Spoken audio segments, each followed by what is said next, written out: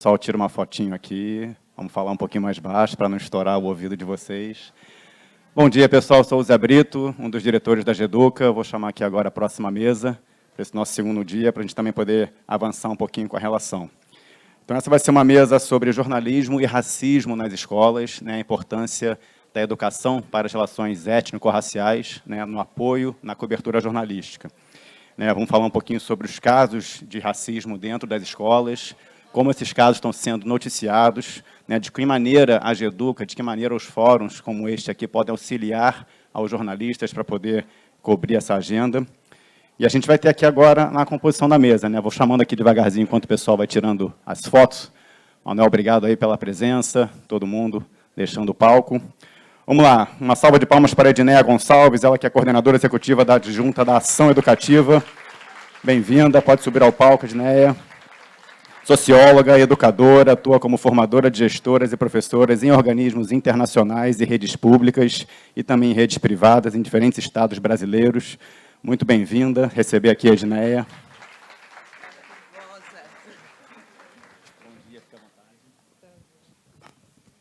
Nossa presidente Renata Cafardo, uma das fundadoras da Geduca, do Estadão, está aqui agora também. Renata está nos bastidores, vindo neste exato momento. Vai entrar em 3, 2, 1. Renata Cafardo, uma salva de palmas.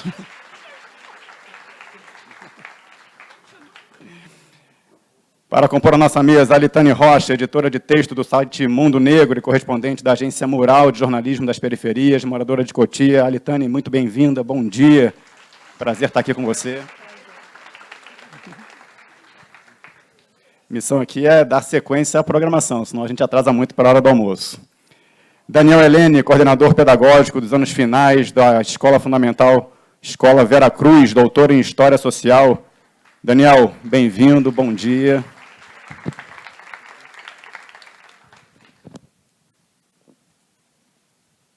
E para coordenar esta mesa, nossa querida Cíntia Gomes, ela que é jornalista, cofundadora, editora e correspondente do Jardim Ângela na Agência Mural de Jornalismo das Periferias e uma das diretoras da Geduca, a nossa querida Cíntia Gomes. Uma salva de palmas para ela.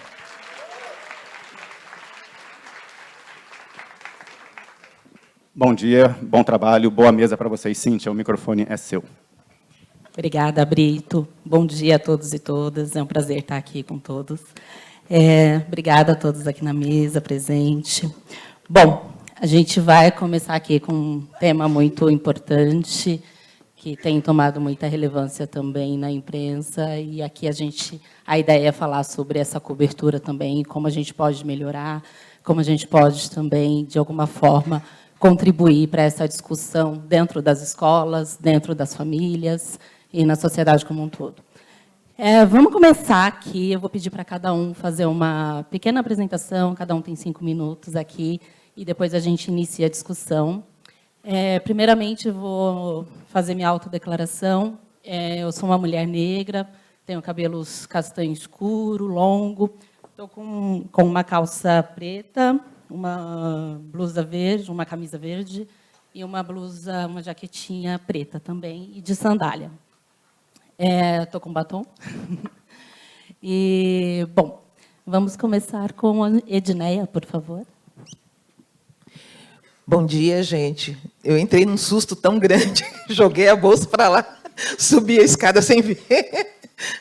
Mas tudo bem, já estou aqui acomodada. Então, eu queria primeiro agradecer o convite para participar dessa mesa, né? Eu vou trazer para cá alguns pontos de partida que, para mim, são importantes quando a gente pensa na cobertura, principalmente dos casos de racismo em escola, né? O primeiro ponto de partida, eu acho que é o reconhecimento de que o racismo nas escolas, e aí eu falo de escola pública e de escola privada, dialoga com a persistência do mito da democracia racial na educação brasileira, e enfrentar esse mito é um problema muito grande e é papel não só da educação, mas das escolas, da sociedade, e de todas as pessoas que acreditam que, para pensar em educação de qualidade, as desigualdades precisam também ser combatidas. O segundo ponto de partida que eu acho importante a gente discutir é que as manifestações institucionais do racismo na educação, eles também estão presentes, muitas vezes, na cobertura.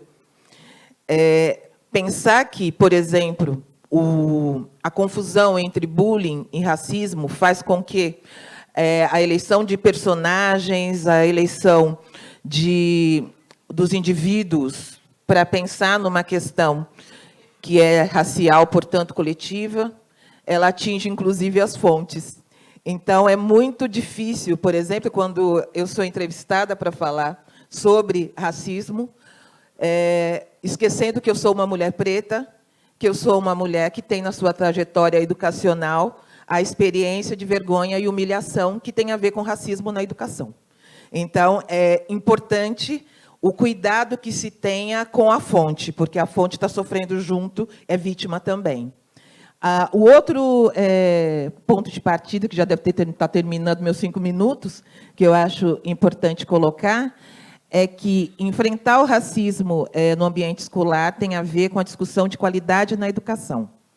E a discussão de qualidade na educação está ligada à responsabilidade social das escolas. A gente pensar na função social num país desigual como o Brasil tem a ver com ter extremo cuidado e extremo conhecimento da base e do que sintetiza a função social da escola, que tem a ver com o direito à aprendizagem significativa para todas as pessoas, em todos os níveis de ensino. E aí eu acho que a gente precisa também, repetindo o Palácio aqui, colocar a universidade na roda, porque ela é formadora e é importante que ela também participe dos esforços para enfrentar o racismo. É isso. Obrigada.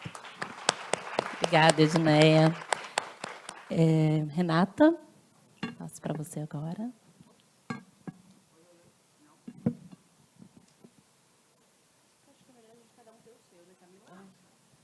Camila, o microfone da Renata não está funcionando.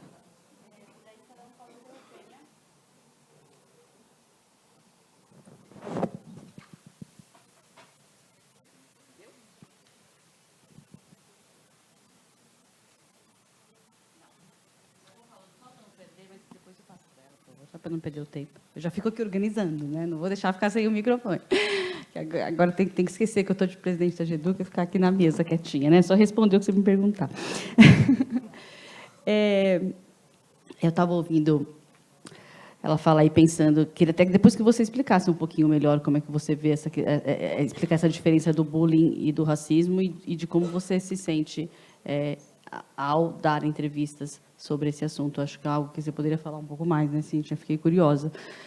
Mas o que eu queria trazer só não tenho como fazer nenhuma explanação inicial, é só trazer como reflexão para a gente, quanto está difícil para a gente, né, jornalistas, cobrir essas questões que têm tomado a escola, tanto de violências, quanto de racismo, bullying, recentemente suicídio, enquanto a gente se vê ali competindo com as redes sociais, com essa lacração, muitas vezes, nas redes sociais, que não é o nosso papel. A gente tendo que, sim, nos nossos veículos também lutar por audiência, né, que hoje a gente chama de audiência, né, que são os cliques, que muitas vezes as pessoas entendem como os cliques, é algo que é importante, são métricas que tem nos veículos, então a gente precisa ir em busca disso, das métricas que a gente precisa buscar, do interesse do leitor, hoje ele é medido, né? Ao mesmo tempo, o nosso papel como jornalista não é esse, né? Nosso papel, eu acho que numa discussão tão complexa quanto a educação antirracista, quanto as políticas antirracistas nas escolas, é de trazer a reflexão, né? De tentar, sim, trazer a neutralidade, que não é o que tem nas redes sociais, né? As redes sociais são o oposto da neutralidade, né? Polarização, as pessoas se dividindo, E eu acho que o nosso papel como jornalista é tentar fazer menos do que faz as redes sociais, não se aproximar das redes sociais. É tão difícil para a gente, porque são as redes que as pessoas estão buscando, mas o nosso papel, principalmente numa discussão tão complexa quanto essa, eu acho que é colocar o pé no chão e trazer a reflexão, né? Então, como é que nós vamos discutir como se fazer educação antirracista, em vez de ficar focando em casos, que é o que as redes sociais pegam. Esse caso aconteceu com esse menino, com essa menina, e agora? Expulsa, não expulsa? As redes sociais só estão nessa discussão. Eu acho perigoso o jornalista entrar nessa discussão junto, em busca dessa audiência. A gente tem que parar para uma reflexão maior, que eu acho que é o nosso papel. Entendo que é difícil, me vejo nessa dificuldade diariamente, aparecem casos e a gente tentando saber como lidar, principalmente em escolas de elite, a gente vê muito que é o leitor do meu jornal, né, do jornal que eu trabalho, então é interessante, né, para o leitor do meu jornal ler sobre o que está acontecendo nas escolas de elite, por exemplo, né, escolas predominantemente brancas.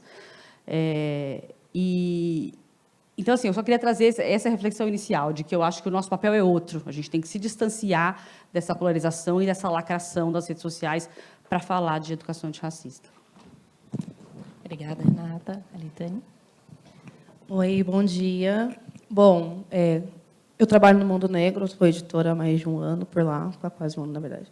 E a gente, enquanto mídia negra, diferente do que algumas pessoas pensam em relação à mídia negra, a gente tem uma certa cautela quando vai abordar os casos de racismo, né? Se a gente fosse abordar todos os casos de racismo que a gente recebe, ia ser só isso todos os dias. Então, a gente já preserva a saúde mental dos próprios jornalistas, preserva a saúde mental dos próprios leitores. A gente tenta selecionar os casos, né, quando é assim. E aí a gente teve recentemente esses casos do Colégio Bandeirantes, teve o caso da Selmária Felipe, que são casos que a gente acaba abordando bastante, e que a gente sempre traz uma reflexão sobre como a abordagem que se dá, a audiência que se dá para figuras que são mais famosas, né, ou quando são mães brancas, que é uma pauta que a gente sempre tenta discutir também, de como que, quando os filhos são negros, mais de mães ou pais brancos, isso ganha uma audiência bem maior. E até que ponto isso está relacionado diretamente à fama ou não, também, né?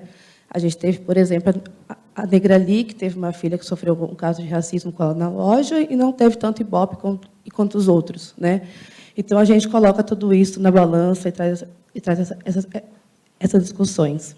A gente sempre também preza por discutir a importância que é a lei da história afro-brasileira nas escolas, que não tem uma fiscalização séria de como deveria, né? A gente vê aí recentemente que poucas escolas que realmente colocam isso em prática.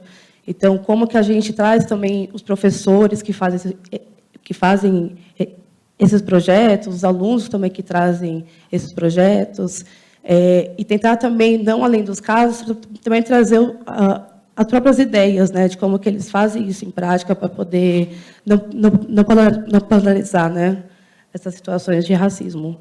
E, bom, acho que é isso, né, e aí a gente vai abordando mais os temas, aprofundando cada um.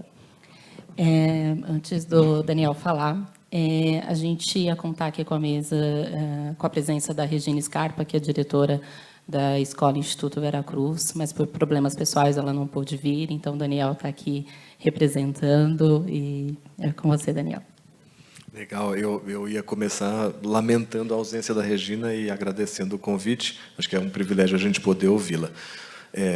Bom dia, bom, eu sou um homem branco, não tenho muito cabelo, tenho barba, uso óculos, estou com uma calça marrom e uma camisa com um paletó.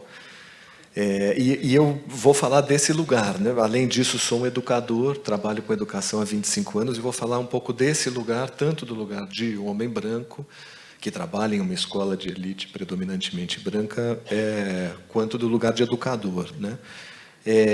E aí preciso dizer que eu concebo a escola, tomei notas aqui no meu aparelho, vou precisar olhar. Como essa instituição que tem um papel único, absolutamente fundamental na nossa sociedade, de construir outros futuros, né? Futuros diferentes do presente que a gente tem. E isso vem acompanhado de responsabilidades fundamentais para a escola. Responsabilidades essas que, muitas vezes, a escola não dá conta de cumprir. Historicamente, a escola no Brasil recria o racismo, reforça as desigualdades e colabora para manter os privilégios e as opressões.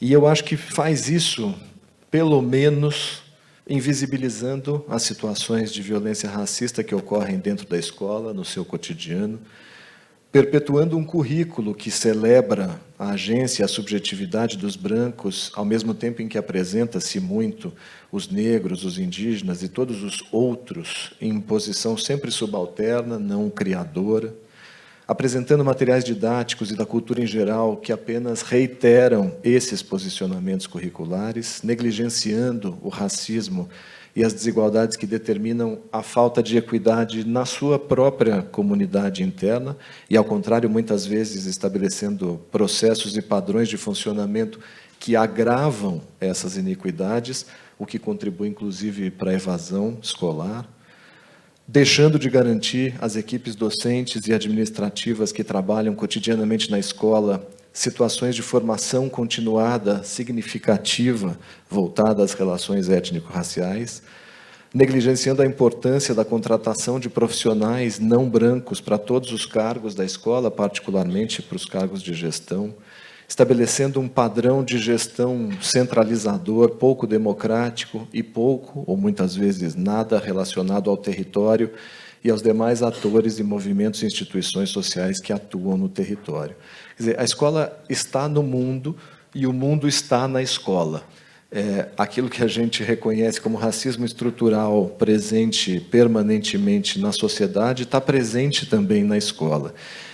E daí é que a mim parece importante que o jornalismo comprometido com a educação e com as lutas por uma sociedade que ponha fim ao racismo faça sempre à escola uma pergunta mais ampla. O que é que a escola está fazendo para combater o racismo estrutural, né, nessas dimensões todas, pelo menos essas que eu fui apontando, né? A gente tem notado na escola, do lado da escola, né, que quando o racismo vem sendo tratado como situação extraordinária pelas mídias, ele causa espanto, revolta, talvez cliques, engajamento, mas abre mão de considerar essa complexidade e a imensidão da questão. Noticiar situações específicas e se indagar sobre o que, pontualmente, a escola faz em relação a elas é parte importante do processo. Mas se a cobertura jornalística ficar apenas nisso, no meu modesto entendimento, contribuirá para a perpetuação da ideia falsa e perversa de que o racismo está apenas naqueles que praticaram a agressão racista, que, portanto, precisam ser neutralizados, afastados do convívio social, para que todos possamos voltar a viver em uma comunidade livre de racismo, o que só existe enquanto idealização, porque significa reiterar justamente o mito da democracia racial. Contribuindo para isso, esse jornalismo deixa de colaborar na construção muito mais demorada, mas muito mais efetiva, de uma maior compreensão por parte de todos nós de que o racismo está em todos e todas nós e que combatê-lo é muito mais do que expurgar. Acho que é isso. Obrigada, Daniel. Antes da gente iniciar a rodada aqui de perguntas, vou pedir para vocês fazerem a autodescrição. Daniel já fez, mas é importante, principalmente para quem está no online. Está funcionando agora.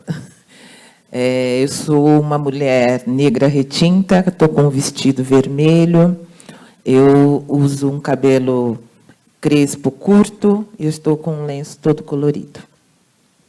Eu sou uma mulher branca, com cabelo castanho alourado, uma blusa branca e uma calça preta. Bom, eu sou uma mulher negra de cabelo meio ruivo em ferrugem, com as tranças, estou de blusa branca, blazer azul e calça jeans. Obrigada. A gente vai iniciar agora uma rodada, eu vou fazer aqui de perguntas, mas a plateia também pode mandar perguntas, quem está no online também, e aí a gente vai mesclando aqui para enriquecer esse bate-papo. Bom, eu quero começar com você, Edneia. Gostaria de saber como tem sido o movimento de educação antirracista nas escolas públicas e particulares, Se tem acontecido ações de conscientização efetivas nas escolas, e como você tem visto isso sendo coberto pela imprensa, se tem sido, né, essas ações, ou só casos quando eles, né, realmente têm uma repercussão maior e gera mais a questão de violência em si? O que eu tenho visto é um interesse maior em se pensar a educação antirracista, principalmente nas escolas privadas. Nas escolas públicas, sempre houve a discussão a partir da mudança da LDB, pela Lei 10.639, as escolas públicas elas tiveram uma mobilização muito maior do que as escolas privadas. E eu acho que isso não se explica apenas em função da maior presença negra na escola pública. Eu acho que tem muito mais a ver com o cuidado e a atenção com a política pública. Eu acho que as escolas privadas não se sentiram pertencentes àquela legislação e acabaram achando que era uma questão de opção. Eu adoto, não adoto, não foi visto como uma política e a gente, até hoje, lida com esses efeitos. Tem uma questão que é importante a gente pensar, que é a necessidade de se superar uma visão muito romantizada da escola. Essa ideia da escola como um espaço protegido, a escola como um espaço de igualdade e um espaço de experiências essenciais, né, para que você se constitua enquanto sujeito, entendendo-se numa sociedade ampla, com diferenças. Essa visão é extremamente romântica. Para a população negra, principalmente, a escola ela pode ser também um espaço, em alguns momentos, principalmente na adolescência, aterrorizante. Mas a gente identifica manifestações de racismo na educação infantil. Tem uma pesquisa do Peregun que eu achei muito interessante sobre a percepção do racismo na sociedade brasileira, que indicava que, para quase 70% da população negra, o ambiente em que se tem o primeiro contato com a violência do racismo é a escola. Essa experiência escolar específica também traz manifestações institucionais de racismo que precisam ser entendidas. Essa, por exemplo, colocação que eu fiz da confusão entre bullying e racismo tem a ver com isso. O bullying ele foi muito discutido. Bullying como violência sistemática, essa violência que pode ser praticada por um indivíduo ou por um grupo a partir de características físicas ou de comportamento de um outro indivíduo. A gente tem discussões, formações e a gente tem procedimentos para lidar com isso. O racismo é uma violência coletiva. A partir do momento que uma pessoa sofre o racismo, que é derivada dessa visão hierárquica entre grupos, entre uma população, a partir da sua procedência, a partir das suas características físicas, você nunca atinge um só. Se uma menina ela é xingada porque o seu cabelo é de bombril, você é desumanizado quando chama de macaco, é todo mundo. É todo mundo. Não é só aquela criança, aquele adolescente, aquele jovem. É toda a população. Se tem uma diferença quando você lida com a violência que é indicada para um indivíduo, e aí você o fortalece, você faz com que ele se perceba como portador de direitos e de igualdade, possibilidade de reivindicação de respeito, e para isso você mobiliza todo um coletivo da comunidade escolar, e você constrói também possibilidades de fazer a reeducação desse grupo que está provocando a violência. Quando a violência ela tem fundo racista, você precisa mobilizar a comunidade inteira e você precisa tratar como vítima toda a população negra. Então, não é um trabalho que você faz resolvendo só aquele momento, porque, normalmente, na escola acontece a dupla violência do racismo e do bullying direcionado a um sujeito só. Se é coletivo, o trato tem que ser coletivo. E esse trato é pedagógico, é de gestão, e é, sobretudo, fazendo um trabalho na comunidade escolar, trabalhando a partir do reconhecimento de que racismo é crime. A escola ela não precisa, e eu não defendo punitivismo na escola, mas eu defendo o trabalho constante, porque o racismo ele é constante. O local em que acontecem as situações mais graves de racismo é no pátio, é durante o período de intervalo. É quando você pode estar à vontade. Se você tiver que, nesse momento, ser o sujeito que se fecha, que tomou cuidado para não se expressar em função do risco do racismo, a escola tem todo um trabalho a ser feito e a escola inteira tem um trabalho. Então, tem que se pensar muito bem que o bullying ajuda a entender os mecanismos que nós temos enquanto educadores para utilizar os nossos instrumentos metodológicos para proteger, cuidar e educar. É tudo uma fração só. Mas isso, aplicado ao racismo, envolve muito mais sujeitos. A gente também precisa entender que o que é essa educação antirracista que a gente fala? O que é uma educação antirracista se a gente vivencia uma educação baseada no mito da igualdade, da democracia racial e da igualdade, que a gente sabe que não é verdade.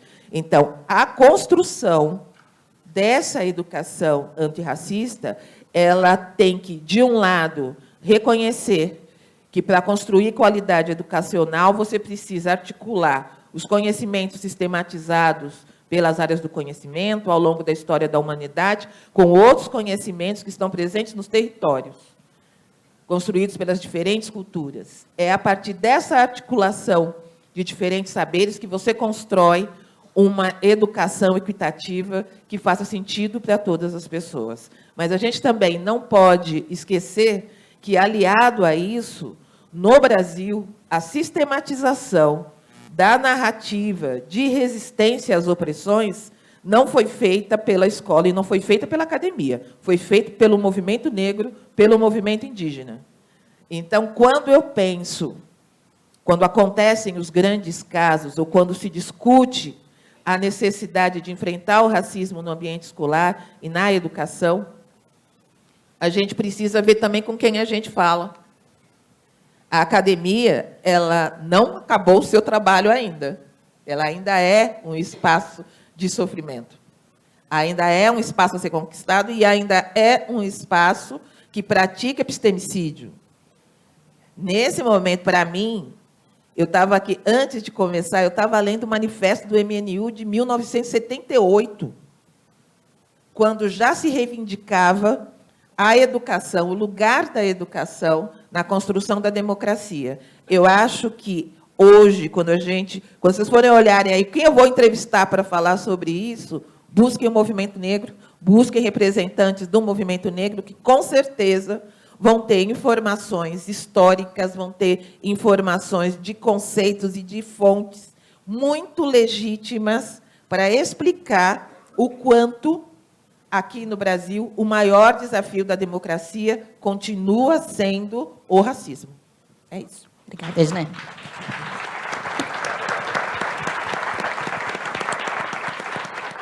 Bom, então, por mais que a gente fale, né, de não focar tanto em casos, mas eu vou entrar aqui, a Litane já citou, né, pincelou, a Renata também. E aí, Daniel, falar um pouco dessa questão dentro da escola, principalmente na rede particular e de elite. Como que tem sido esse crescimento? Porque, assim, quando a Edneia fala, e a gente também sabe, eu também vim de escola pública, que a presença de negros e negras é muito maior, né? Mas nessas escolas particulares a gente sabe que é menor. Veio essa questão de busca, né, de abertura de bolsas, de estudo, né, de como a gente ter essa maior presença. Como que a escola tem feito isso? Porque e aí abre uma discussão que foi muito grande aí também, desde a universidade também, quando começou a abrir cotas raciais para acesso na universidade, isso na escola antes era mais focado para colaboradores, né, filhos de colaboradores estarem lá. Como que está isso hoje, assim, tanto na instituição que você está e o que você acompanha também da rede particular, da presença, né, de negros? São só de bolsistas? São só bolsistas negros que estão dentro da escola? Como que a escola está preparada para receber? Qual que é a questão? É o aluno negro que não está preparado para estar numa escola particular, ou é a escola particular que não sabe receber, não traz políticas públicas ali também? Não políticas públicas, né? Não traz uma forma de receber, de também fazer que haja uma interação ali entre os estudantes, de respeito, um local, essa conscientização contínua, né?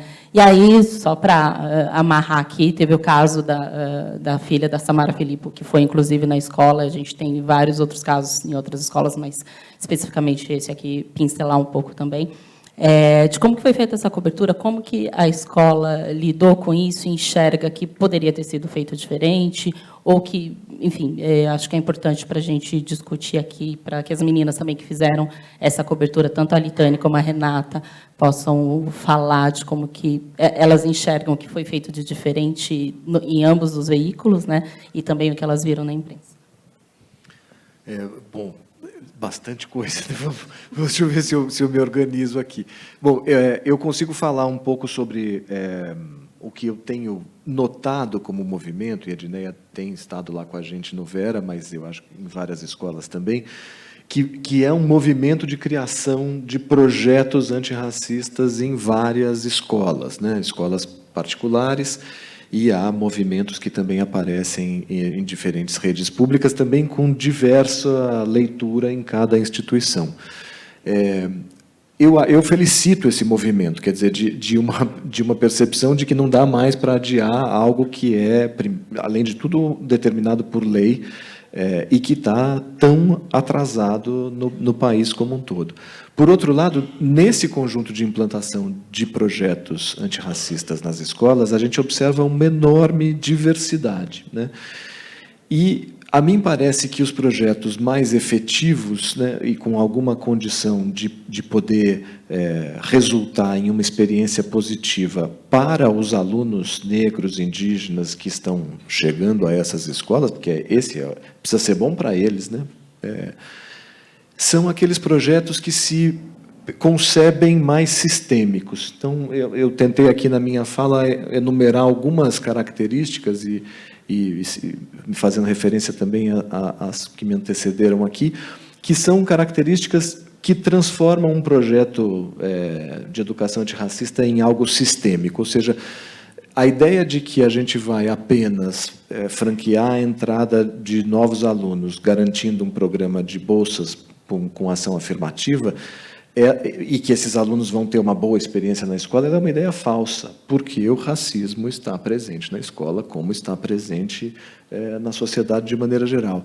E se a gente não consegue olhar, então, para a experiência que esse sujeito vai ter na escola, enquanto usuário do material didático, enquanto aluno que está numa sala se relacionando com um coletivo de colegas que ainda predominantemente será um coletivo branco, tendo aulas com professores brancos, vendo referências epistemológicas que são brancas. Quer dizer, isso tudo vai constituindo uma experiência escolar que não é uma experiência efetivamente antirracista, né?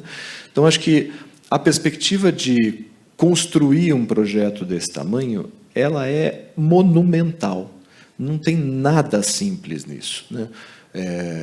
Agora, ela é extremamente necessária. Então, pensando na cobertura jornalística, né, e como é que de alguma forma o jornalismo, eu entendo do lugar de não jornalista, pode contribuir para isso, é de alguma forma conseguir dar conta de não esvaziar essa complexidade. E por isso mesmo, nas notícias sobre casos específicos, que eu acho que tem um papel importante, eu acho salutar que hoje em dia a gente tenha visibilidade ampla para situações que acontecem nas escolas, como em qualquer outro lugar, e que isso seja discutido na sociedade, né? Mas, para além, como fazer isso é que me parece o pulo do gato. Nesse caso específico, acho que a gente viveu muitas coisas, né? Acho que tem, de um lado, uma exposição dos indivíduos que estavam presentes a essa situação, tanto da aluna que sofreu a atitude de violência racista, quanto das alunas que fizeram essa agressão. Isso se transformou numa espécie de linchamento midiático, né? Objetivamente, as duas alunas saíram da escola, não encontraram mais possibilidade de conviver naquele espaço devido a toda essa pressão. Não me parece que essa exposição toda favoreceu a possibilidade de construção de relações para a própria aluna que foi vítima daquela situação e para vários outros alunos na escola, de relações mais verdadeiras e mais livres do que o racismo, né? Então, a sensação que eu tenho é de que não foi bom, né? Agora, nesse processo também, o que a gente viveu foi alguns veículos de imprensa, e acho que a Renata teve um papel nisso importante também, que nos colocavam à escola perguntas que diziam respeito a essa enormidade do projeto, e que não caíam nessa ingenuidade de achar que, puxa vida, aconteceu uma situação de racismo na escola.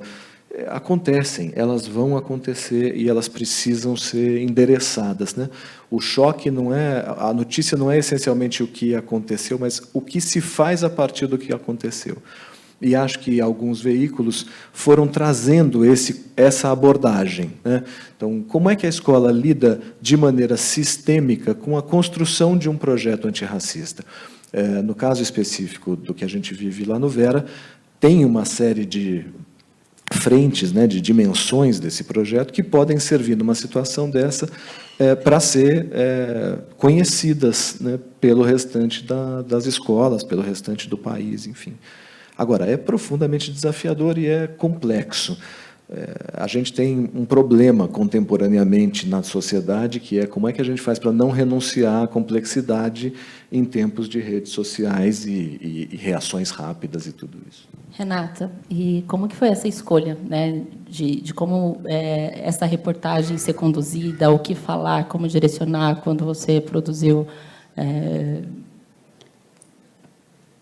Acho que o que ele está comentando é que essa notícia do Vera, né, da Samara Filippo, não sei se vocês lembram, surgiu no fim de semana, e acho que teve uma primeira matéria de algum veículo, não sei se foi a Veja, não me lembro bem, né? Acho que foi. E era fim de semana, eu estava de folga, eu estava lá lendo, e só lendo a matéria, teve essa matéria de um colega da Veja. E na segunda-feira, assim, parece que a cidade amanheceu empolvorosa, assim.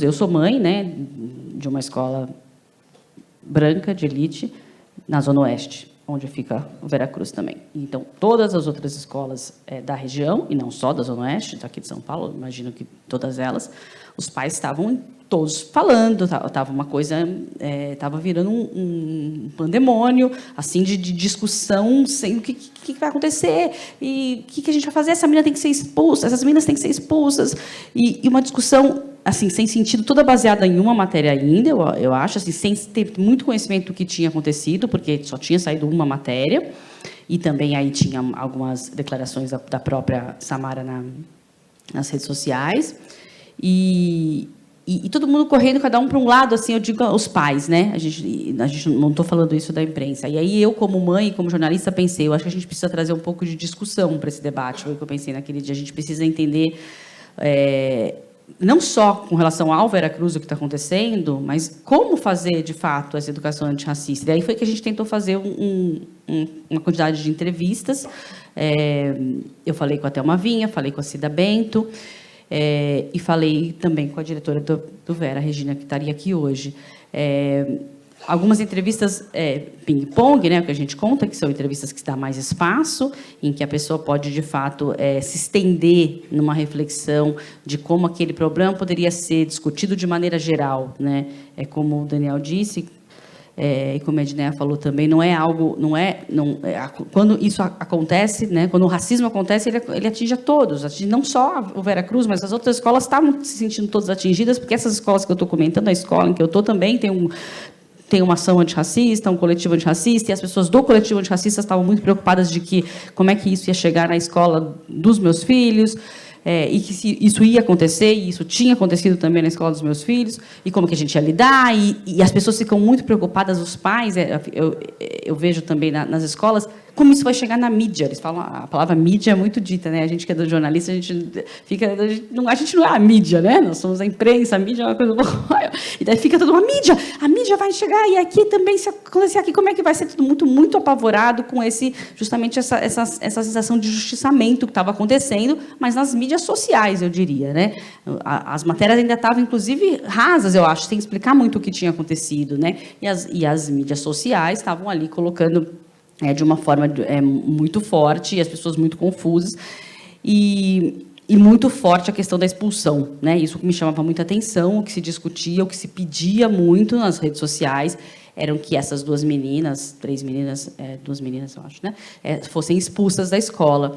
E aí, nessas entrevistas, eu quis justamente questionar sobre se existia mesmo a necessidade de expulsão, ou se essa era a medida mais importante a ser feita naquele momento, tanto a Thelma Vinha, que é uma especialista em convivência na escola, quanto a Cida Bento, que dispensa apresentações, e disseram que não era esse o tratamento que deveria ser dado e tal. E acho que, de alguma forma, acalmou um pouco essa ânsia de justiçamento com relação àquelas duas meninas específicas, no caso da Samara Filippo, e trouxe para uma discussão maior do que se fazer quando houver casos, e do que se fazer antes dos casos, né, de prevenção. Eu acredito que a gente trouxe, de alguma forma, uma compreensão maior, mas que, obviamente, não está esgotada. Eu acho que é uma discussão enorme que a gente trouxe ali pontual, e que eu acho que falta ainda muita gente na imprensa fazer discussões de como essas escolas, principalmente as escolas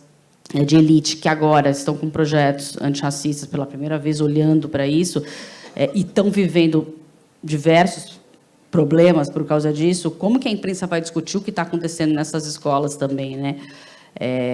Porque elas estão tentando se abrir, obviamente com muitos erros, né? Tentando uma maior inclusão, obviamente com muitos problemas, e eu acho que a gente não tinha que discutir só quando os problemas acontecem, né? A gente já tem que estar na imprensa se adiantando e tentando trazer de maneira geral de que forma isso está afetando esses alunos, essa comunidade escolar, para que a gente não olhe só para casos, porque o que me preocupa muito é que a gente está falando de crianças quando a gente está olhando para esses casos, né? A gente está falando, às vezes, de crianças muito pequenas, como você disse, na educação infantil, e os próximos casos podem aparecer crianças de 6 anos, pode não ser mais de 14, e tem muito caso de racismo de criança de 5, 4, 6 anos em todas essas escolas de elite ou nas escolas públicas, e a gente vai começar a fazer justiçamento com essas crianças pequenas também, em breve, na imprensa e nas redes sociais.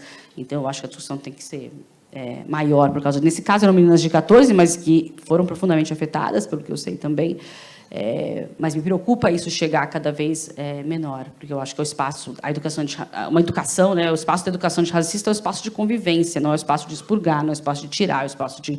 Nós estamos tentando deixar junto, né, e não separar. Essa é a minha humilde opinião como mulher branca, que eu achei que não tenho lugar de fala, mas a nossa imensa maioria dos jornalistas, infelizmente, também é branco, é branca, e precisa aprender a lidar com isso também, né? Eu queria até ouvir a colega, que eu acho que sabia a opinião dela. Alitânia, quero te ouvir também, mas só para falar que a gente está aqui correndo já, o tempo passa muito rápido. Estou com muitas perguntas aqui, que veio da plateia, enfim. Alitânia, se você puder fazer brevemente assim, e aí eu vou soltar aqui, porque tá forte aqui um monte de coisa. Eu concordo em partes aqui com a Renata, mas eu sou do ponto, já enquanto mídia negra, né, que carrega um peso e uma necessidade de conversar com a comunidade negra brasileira, especialmente, de que o incômodo ele é importante, né? Será que as escolas de elite se preocupariam de fato em fazer algo diferente se não fosse todo esse pedido de justiça, enfim, lógico que a gente tem uma questão de ser crianças, né? E a gente deve discutir isso internamente, né? Ou em mídia mesmo, mas não acredito que haveria tal mobilização se não fosse a mídia negra, se não fosse as redes sociais, o movimento negro em cima. Não haveria completa mudança. Então, acho que a partir daí a gente começa realmente a conversar e a dialogar. Já tem um programa, então podemos fazer um outro programa. Não vamos expulsar, mas vamos, sei lá, conversar, vamos ter uma educação, né, algum tipo de projeto com essas crianças. A gente sabe que, para a vítima, é uma exposição muito grande, ainda mais criança. Então, por exemplo, a gente no Mundo Negro, quando a vítima é uma criança, a gente não põe a foto dela, não põe o nome completo dela, a gente se preocupa com isso. Mas a gente sabe que é um nicho também, né? De qualquer forma, ela fica marcada. Mas tem coisas que não tem como não falar. E aí a gente precisa trazer também, além dos casos, obviamente, a discussão e a reflexão. Por outro lado, se a gente não fala do caso em si, onde as pessoas realmente... Aí é como o leitor já reage, que a gente sabe que, né, acontece de uma forma muito rápida, não haveria, né, essa importância dada, igual a gente está aqui agora. Né? Então, acho que, resumindo, é isso. Renata, a gente teve um caso, né, você mesmo comentou, de suicídio recentemente, no mês de agosto agora. Não vai dar para a gente falar disso, né, aprofundar, mas eu gostaria que você trouxesse aqui, rapidamente, da posição até que a Geduca teve em relação a isso, de como foi atrelado, né, suicídio, racismo, bullying, exposição, como que isso foi feito na imprensa, de como que lidar com isso, acho que é importante também para a gente falar. A gente teve uma pergunta aqui, inclusive, do Luiz Antônio. Como vocês avaliam o caso do racismo nas escolas particulares? Como foi o caso recente de uma escola em que um aluno se suicidou? Então, tem aqui também mencionado. Esse caso do suicídio, assim, para mim, ele é completamente diferente, né? Ele não é o suicídio, a gente conversa com... Nós, jornalistas, temos que conversar com as pessoas especializadas nisso, em saúde mental, em suicídio, para entender que o suicídio é multifatorial, ele é difícil, o jornalista não deve, segundo a OMS tem um manual com relação a como a mídia deve lidar com casos de suicídio, que não é não noticiar, não é isso que a OMS diz, e sim não apontar causas, não ter soluções simplistas, não, de forma alguma, glorificar o suicida. Glorificar seria contar histórias, detalhes, fazer perfis. Isso daí a impressão, segundo palavras da OMS, de que a sociedade honra o suicida. Parece... estou contando qual é o manual da OMS, porque a gente, na Geduca, publicou, não sei, que é para quem acompanha nossas redes sociais, a gente fez um post relembrando essas orientações da OMS, porque, mais uma vez, houve muita divulgação desse caso, apontando causas. Eu não estou aqui para dizer quais foram as causas, não estou aqui para defender a escola e nem para dizer quais foram as causas do suicídio. Ninguém pode dizer a causa de um suicídio, é o que dizem os especialistas. A gente não pode dizer depois que ele se suicidou, né? Algo que envolve muitos fatores, muitas questões de saúde mental. Então, por isso, a gente, na Geduca, se preocupou em trazer as orientações da OMS para os jornalistas, que a gente não tinha, né, a gente não tem a certeza se todo mundo conhece, são orientações até um pouco antigas, de 2000 e pouco.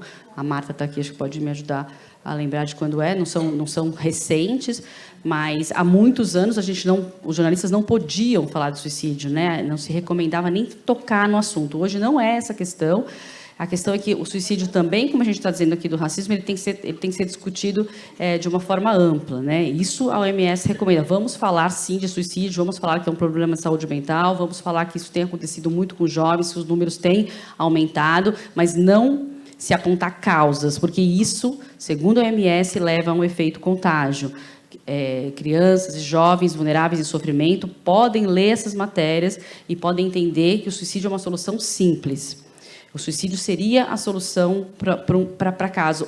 Outras crianças ou adolescentes que estiverem vendo podem olhar, poxa, esse menino se suicidou, então acho que se eu tomar, de maneira bem simples, né, estou dizendo aqui, mas se eu tomar essa decisão, também vou estar sendo recompensado de alguma... Recompensado não, vou estar fazendo justiça, né, vou me matar, vou estar fazendo justiça para algo que eu sofro muito, e é simples. né, é uma solução simples. É isso que a OMS deixa a gente pede para que os jornalistas não tornem o suicídio uma solução simples. E foi isso que a gente fez com a GEDUCA, trouxe essas recomendações.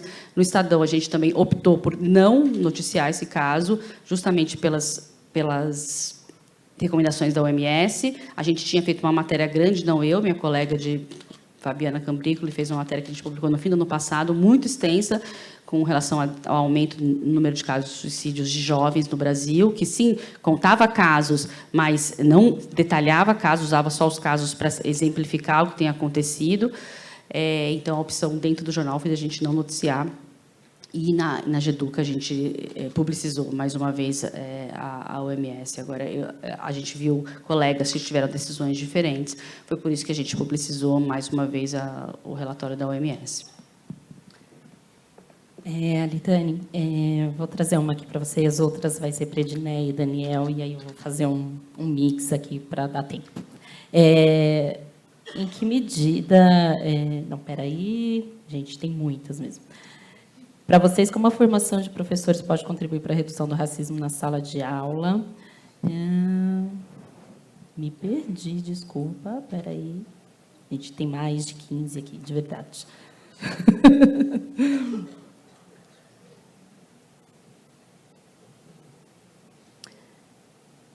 Em que casos de racismo, que ganham grande repercussão, muito se cobra das escolas, principalmente das particulares, e expulsão dos agressores, isso a Renata meio que já falou. Como resolver isso e publicar isso na imprensa, né, de forma a contribuir? Você pode falar um pouco, Alitane? E também, de que forma a identidade racial dos alunos em minoria, como a gente pode falar, né, como falar desses acontecimentos sem expor e, de alguma forma, contribuir, né, para a discussão, não só nas escolas, mas também para os leitores e a sociedade como um todo. Vou começar por essa. A gente entende, ainda mais que são filhos e filhas de pessoas, gosto da Mara Felipe, figuras públicas, que quem segue já sabe quem é, quem sabe o nome, enfim, mas aí a gente evita pôr o nome, evita pôr uma foto, né? Se for um caso que aconteceu, que tem algum registro, a gente borra essa imagem também. Porque é aquilo, se a gente for jogar o nome no Google, por exemplo, jogar na busca, fica marcado para sempre aquilo, né? Então, a gente não faz isso de jeito nenhum, por mais que seja filho de pessoas famosas ali. Exceto quando teve o caso agora dos filhos do Bruno Gagliasso e da Giovanni Bank, que já foi um caso mais de sucesso, vamos dizer assim, na justiça, né? Então, aí a gente coloca a foto deles. Perdão. E aí não tem assim, não é o mesmo desfecho, né? É um desfecho que, de certa forma, se encerrou, assim. Mas, neste caso, em que está sendo uma discussão muito grande, né? É apenas um relato de uma violência, a gente não coloca. E como lidar com isso? A gente tem uma prioridade em dizer que a gente faz o caso, a gente faz a matéria do caso. Dependendo da situação, a gente entrevista, né? A Samara Felipe, por exemplo, é uma pessoa que está sempre conversando com a gente, sempre dialogando. Quando a gente trouxe algumas discussões, a gente conversou com o advogado dela, doutor Edio, teve uma outra também que eu não vou lembrar o nome agora. E eles deram super atenção, né? Eles conversaram, trouxeram o que estavam sendo discutido, a conversa que estava tendo junto com a escola também mandou um posicionamento, né, público. Então, a gente vai tentando manter esse diálogo. Particularmente, como a gente tem uma questão de ser uma mídia negra, a gente tem uma audiência que cobra muito esse posicionamento, que cobra muito o que seja feito. Então, a gente pega muito no pé mesmo em relação a isso. Porque a gente está falando especificamente de uma dor que é coletiva, como ela mesma disse, né? Então, a gente sente essa importância mesmo, né? Mas aí a gente entende também que não é só focar nisso, né? Então, quando a gente trouxe a Samara Felipe, a gente trouxe também o que as escolas podem fazer. O advogado trouxe o que a escola pode fazer. A Cida Bento, quando ela veio também falar que não era a favor de expulsão, é também um novo assunto a ser discutido, porque daí a gente começa também a repensar como que é a infância, né? Independentemente de ser crianças negras, ser crianças brancas, como é que a gente faz a discussão, né? Porque não deixa de ser um crime, né? A gente está falando de racismo. Racismo é um crime. Só que se são crianças e adolescentes que cometem crime, onde ela aprendeu isso? Né? A gente está falando, ainda mais se for escola de elite, está falando de pais, né? De escola, de professores, de colega. Né? É muito mais fácil para ela aprender a agir dessa forma e, às vezes, achar que não é errado, dependendo da idade. Né? Mas aí por isso que a importância também de como a escola agir, e aí a gente fica muito nesse pé mesmo de entender o que é feito e o que vai ser feito. Obrigada. Dineia, agora aqui vai uma avalanche de perguntas. Ó, a Bia perguntou tanto para a Dineia como para o Daniel, então já guarda essa, Daniel. Muito se fala sobre acolhimento na escola, as vítimas do caso de racismo. O que vocês entendem na prática por acolhimento da vítima? Como enxergam a permanência da vítima na escola onde ela sofreu agressão? Como você enxerga a questão das bolsas na educação básica em escolas de elite para pessoas negras e de menor nível socioeconômico? Outra aqui para a Edneia. A educação para as relações étnico-raciais é fundamental na base da formação dos educadores? Mas você acredita que, diante das lacunas que já existem, a formação continuada pode contribuir para que tenha alcance ampliado? Não, acho que vou lembrar bom, de coitada, tudo, né? né? Você acha que eu vou lembrar de tudo, né? Ponto, tem Edneia, 4. porque senão daqui a pouco esse sinal apita e a gente não consegue. Não a sua, né? E aí vão brigar comigo, porque eu não Vou responder só o que eu lembrar, fazer gente. todas. E eu vou só fazer mais uma aqui, que eu acho que é importante. Cerca de 80% dos alunos estão na escola pública, mas ainda se discute mais o racismo nas escolas privadas. É verdade isso, Edneia? Isso não é uma inversão na cobertura da imprensa? Eu vou responder só o que eu lembrar e depois você vai me cobrando. Mas eu não posso continuar falando sem saudar minha querida Macaé Evarista aqui na minha frente. Obrigada, meu Deus. A gente não pode deixar passar essas coisas, né? Tem um monte de pergunta aí, mas eu vou pegando o fio da meada do que eu for recordando. Mas eu acho que é muito importante falar sobre a questão das bolsas, porque a gente precisa saber quais são os definidores para você pensar na bolsa de estudo como única possibilidade de ter uma diversidade e pensar que a presença desses estudantes negros e indígenas por bolsa, mais do que trazer um colorido diferente para a escola, que pode se caracterizar como tokenismo, é também uma oportunidade de você trazer pessoas, sujeitos que tenham um conhecimento importante para que a escola aprimore a qualidade educacional. É esse o sentido da diversidade dentro da escola. Não é para a gente falar, olha como nós somos legais e caridosos e por isso estamos dando bolsa para gente pobre. Se você não traz o sujeito a partir do que ele acrescenta para a qualidade educacional, e isso faz com que a escola seja obrigada a mobilizar muito mais elementos para além da chegada, isso tem a ver com olhar para currículo, isso tem a ver com gestão, isso tem a ver com pensar, por exemplo, qual é o território que você atende. O que é território? Eu acredito que território foi o que o Milton Santos me ensinou, que é o espaço da vida vivida. Se os estudantes eles estão numa escola no Alto de Pinheiros, mas ele mora lá em Guaianazes, Guaianazes vira meu território. E eu vou ter que conhecer os saberes que existem nesse território para trazer educação de qualidade para todos os estudantes. E uma coisa que é importante dizer quando a gente fala em acolhimento, acolhimento não é abraço quentinho, só. É bom que tenha, mas não é só. Acolhimento é acolhimento de história, memória e o caminho, a trajetória que faz com que essa escola diversa realize a sua função social de construir aprendizagem significativa para todo mundo. Quando eu acolho, eu me interesso sinceramente pelos saberes do outro. E se esse outro ele é diferente do que a escola até hoje construiu, enquanto seus pares, enquanto reconhecimento da sua comunidade, a escola ela precisa repensar, e aí entra a reeducação, porque eu acho que vai para além da educação das relações raciais. é reeducação das relações étnico-raciais. Você muda a base para poder construir uma educação que acolhe todos os saberes importantes para a gente enfrentar a desigualdade. A gente não abre mão de pensar no enfrentamento às desigualdades a partir da educação. E aí tem uma coisa que eu sei que não vai dar nem tempo de eu falar mais, mas eu preciso colocar isso.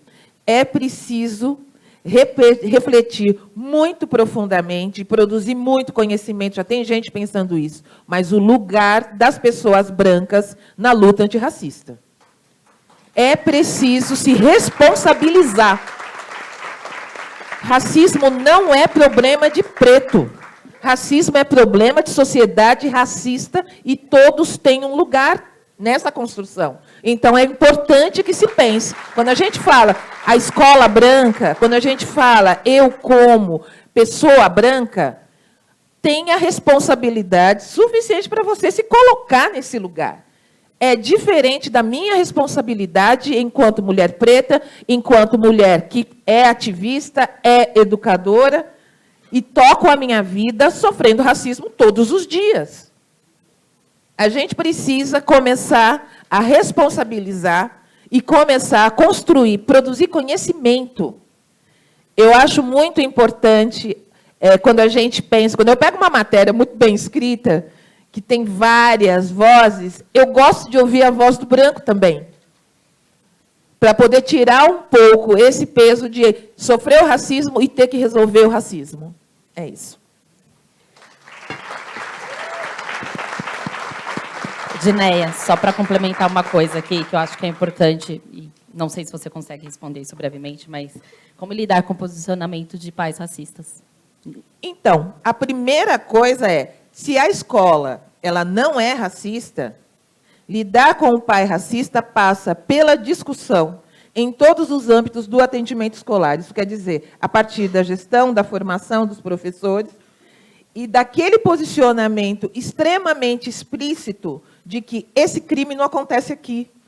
E, para isso, você precisa apontar como o racismo se manifesta no ambiente escolar. É no silenciamento. É quando você acha que a escola é um disco voador que baixou na comunidade, não precisa abrir as portas para saber o que está fora, mas é, sobretudo, trazendo outros atores importantes para discutir dentro da escola como se constrói a resistência ao racismo. Os pais racistas, eles precisam ser confrontados com o seu racismo, porque o racismo à brasileira, ele é muito dito, mas a gente sabe que é pouco apontado. Então, a gente precisa, sim, trazer o movimento negro para dentro da escola, para fazer um trabalho de reeducação das relações raciais a partir daqueles que são protagonistas na resistência histórica. Então, a gente precisa saber que a escola sozinha não faz o papel, mas é papel da escola buscar outros interlocutores para construir educação antirracista. E isso passa por ter muita coragem para confrontar o racismo brasileiro, que é esse racismo que pensam que é silencioso, mas, para a gente que é preto, grita no nosso ouvido há séculos.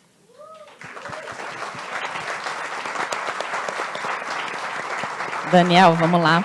Gente, ganhei uns minutinhos aqui, então vai dar para a gente falar um pouquinho mais.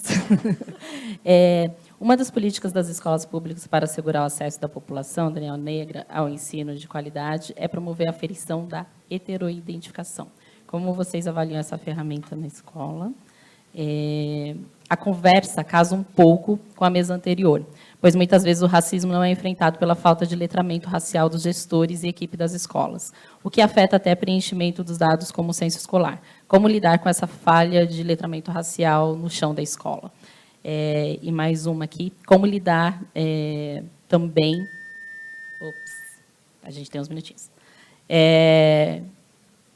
Em muitos casos, programas de bolsas de estudo que são destinados aos estudantes são vinculados ao desempenho acadêmico. Eu sei que está na particular, mas acho que você pode ajudar também dentro do cenário escolar.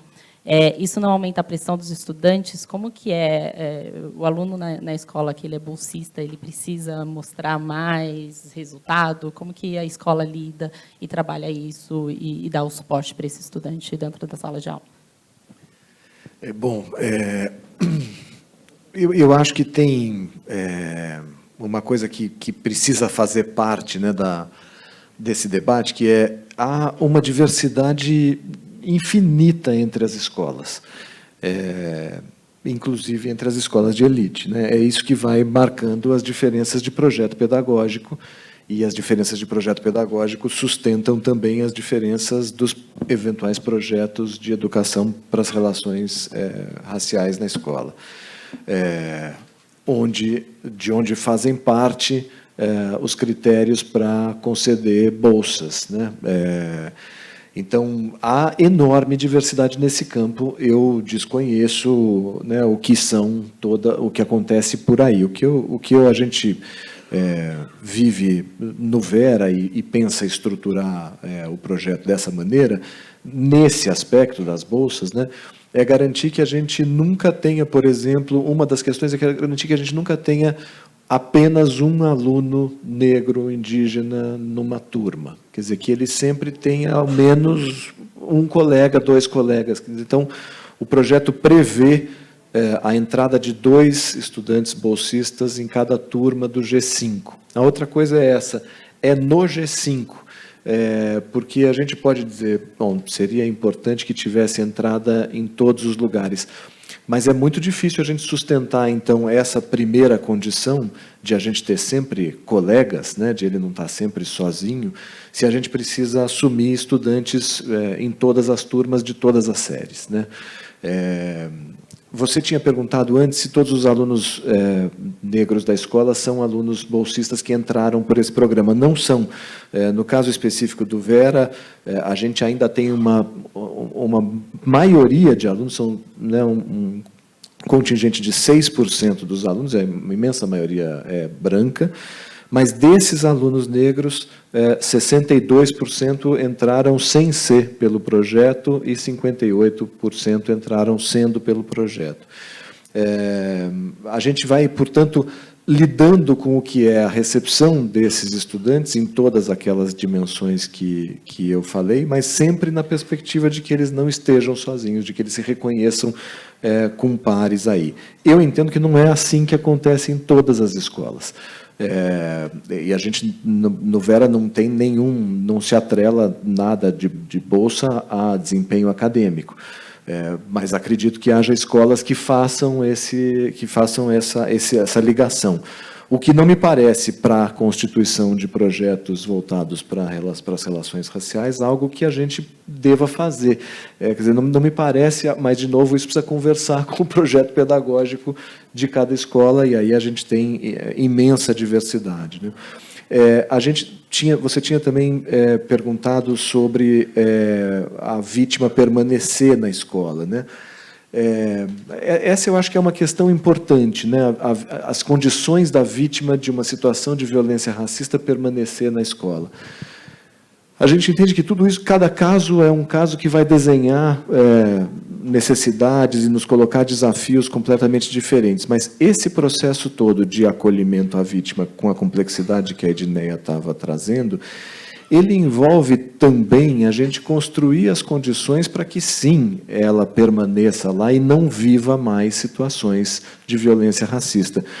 Porque, se for para provar que a convivência de pessoas de raças diferentes é impossível, não precisamos de projeto de educação para as relações raciais. A sociedade se encarrega de construir essa percepção, né? O projeto é voltado justamente para construir as relações.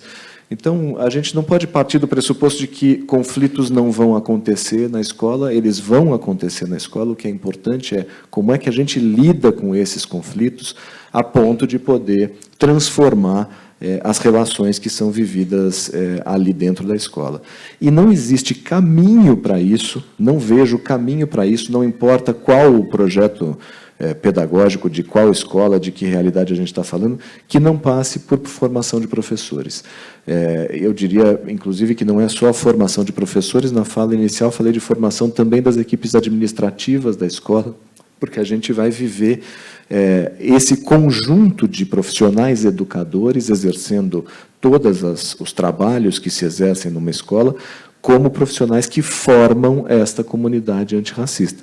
É preciso partir também para um processo de formação das famílias. Então, é claro que a gente lida com famílias racistas, mas transformando essas famílias, na perspectiva de transformar essas famílias para que elas possam viver uma outra realidade. Não há caminho sem formação. Então... Obrigada, Daniel. Gente, a gente vai partindo aqui para finalizar, e eu só quero fazer uma pergunta para a Renata e para a Litane, para vocês responderem brevemente, aí a gente termina. Alitane, como que os profissionais negros, né, jornalistas negros, devem se cuidar diante dessas coberturas que acabam se tornando gatilhos? Essa é difícil, me ajudem. É um desafio muito grande, né? Pelo mundo negro específico, a gente tem uma equipe reduzida, então, quando é uma pauta referente às escolas, que a gente sabe que demanda muitas pautas, assim, que vão se desdobrando, a gente se divide, primeiramente, né? A gente se divide o fazer, porque o fazer, o texto, dependendo do texto, ele é muito cansativo, assim, mentalmente, né? Então, naquilo que eu falei, a gente não fala de racismo todos os dias, com todos os casos que a gente recebe diariamente por e-mail, Instagram, enfim. Então, a gente começa reduzindo a quantidade de pautas, porque realmente ele é muito cansativo e desgastante. E aí a gente se divide, né? Por exemplo, teve o caso do Colégio Bandeirantes, ou da Samara Felipe, a gente se divide, um faz uma pauta hoje, outro faz outra amanhã, que daí não vai sobrecarregando, né? E a gente pensa também na própria abordagem, né? Igual a nossa diretora de conteúdo, ela pegou mais o começo assim desse caso dos bandeirantes e ela ficou muito sensível, né? Então foi o momento que ela precisou falar, não vou mais fazer, e aí a gente realmente tem essa abertura de falar quando cansa mesmo, né? E aí precisa desse acolhimento nas próprias redações, né? Para redações grandes, como que fica em uma situação dessa, né? A gente vai ter uma abertura, o entendimento de entender que a gente não está aguentando mais fazer tal tipo de texto, né? Então precisa disso também. Mas infelizmente as redações, a maioria são brancas, são de chefes brancos, então a gente sabe que vai ter essa dificuldade, né? Mas é algo de se pôr em prática, né? De começar a tentar estudar isso, né? Até que ponto a gente consegue fazer esse tipo de abordagem. Então, quantas pessoas tem na sua redação? Hoje a gente está em 4. Só 4. 4 pessoas. Então, é a diretora e 3 repórteres. Isso. Bom, Aí gente, tem os colaboradores também, tem os colaboradores também, os colunistas, mas sim. aí eles são esporádicos, né? E aí a gente que tem redação que realmente está lá todo dia. Bom, a gente precisaria de muito mais tempo, porque é uma discussão longa e precisa, mas que a gente fale cada vez mais em congressos, outros eventos, e que a imprensa também tenha um olhar mais cuidadoso. Renata, só tem uma questão que acho que, não sei se você consegue fazer isso numa frase, né? Mas como aliar o jornalismo com a educação antirracista? Como aliar, né, você fazer o jornalismo e uma educação antirracista na imprensa? Como aliar o jornalismo à educação antirracista? E fazer essa cobertura assim, cuidadosa e... Em uma frase, você quer que eu responda? Acho que não vai dar. É muito complicado, eu estou aprendendo ainda. Tentando, eu só estou tentando. É isso que eu posso dizer. Eu ainda não tenho a resposta. Então, gente, vamos lá. Ednés, quer falar alguma coisa, só para a gente encerrar aqui? Não, a gente tem que terminar. Tem que terminar. Não, eu acho que trazer a discussão é mais do que importante. A gente precisa sempre considerar que essas matérias e a forma como abordam o racismo na escola, na educação em geral, ela não, às vezes, é endereçada à criança jovem preta, mas é lá que chega. E a forma como essa abordagem acontece, às vezes, revitimiza quem já está sofrendo racismo no ambiente escolar. Porque a Bell Hooks fala muito isso, né?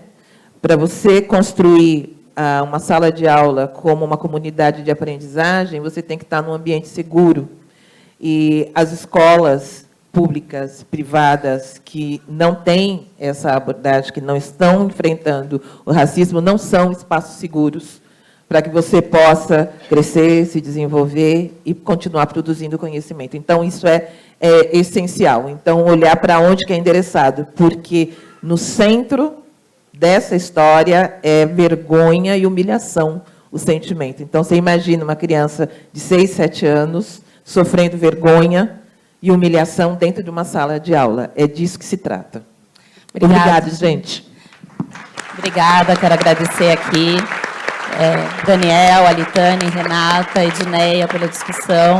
Peço desculpa para a próxima mesa aí que a gente passou um pouquinho de tempo e espero que a gente tenha contribuído aí para que a gente faça uma cobertura melhor aí na imprensa. Até mais, gente.